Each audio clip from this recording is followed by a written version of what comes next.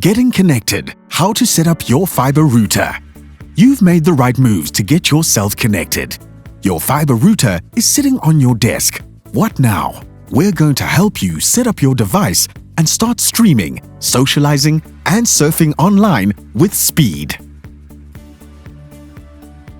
When you open your fiber router box, you should have a quick install guide pamphlet, 2 loose black antennas, a splitter with 2 ports visible on one side and one on the other, and a short splitter cable, 2 RJ11 telephone cables, a LAN cable to connect your laptop or computer to the ONT device, a power supply cable to connect your router to power, your fiber router with packaging and plastic removed. You may find it useful to have an additional LAN cable to connect your fiber router to the fiber terminal that connects you to the fiber line. Your device should have come with an additional LAN cable that you can use. However, any LAN cable is usable. The first thing you need to do is attach the 2 black antennas provided.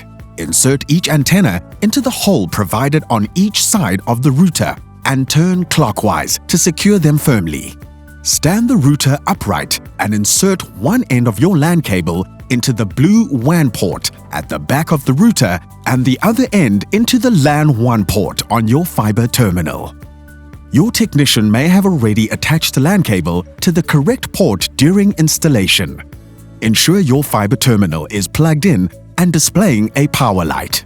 Now you need to take the power supply cable, connect the plug end to a working plug point, and insert the other end into a round port labeled DC in at the back of your router.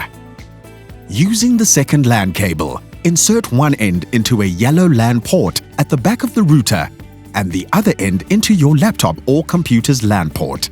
You can connect your computer to the router via Wi-Fi as well, but may have to reconnect to complete the setup if you change the network name or password details during software setup in Part 3.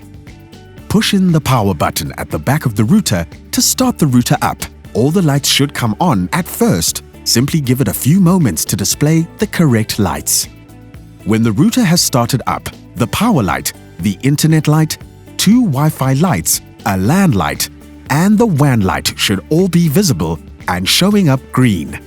If the internet light is red, this means there is a problem with the router configurations or a network failure. Please follow the self-configuration steps or contact our contact center if the issue is not resolved.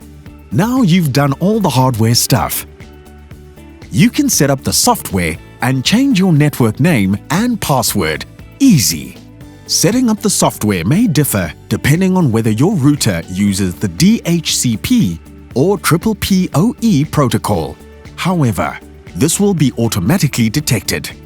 DHCP will not require username or password details, but PPPoE will. These details will have been provided by Telkom along with your device.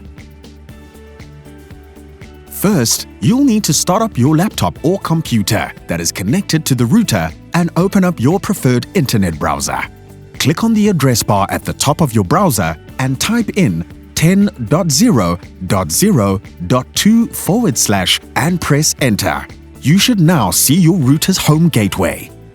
Begin the software setup process by selecting ETH from the drop-down list of connections and click Next. It is at this point it will identify if you require a DHCP or PPPoE setup. Don't worry about knowing which one you have. The setup wizard will auto-detect your type of connection. Software settings for DHCP. The following steps are only applicable to DHCP protocol fiber devices. Don't worry about knowing which connection you have.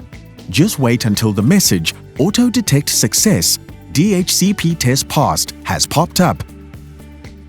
Make sure DHCP is selected from the drop-down menu displayed and then click Next. You can now change the name of your Wi-Fi network and password from the default details. The SSID is the Wi-Fi network name and the pre-share key is the password. Simply delete the pre-populated text and enter your preferred details. You can click Skip if you want to keep the existing default details. Next, you will need to update your administrator login details for your router, which you use to log into the settings portal you are using now. You will now need to review a summary of your settings, login details, and passwords, and once satisfied, click Apply. If you want to edit these details, simply click Back and complete the necessary steps again. This will take you back to the portal login page, where you will need to enter your most recent admin login details to complete the setup process. You can now check your Fibre connection is working correctly by opening a new tab in your browser and typing in any web address or search term. That's it. You're done and ready to start browsing.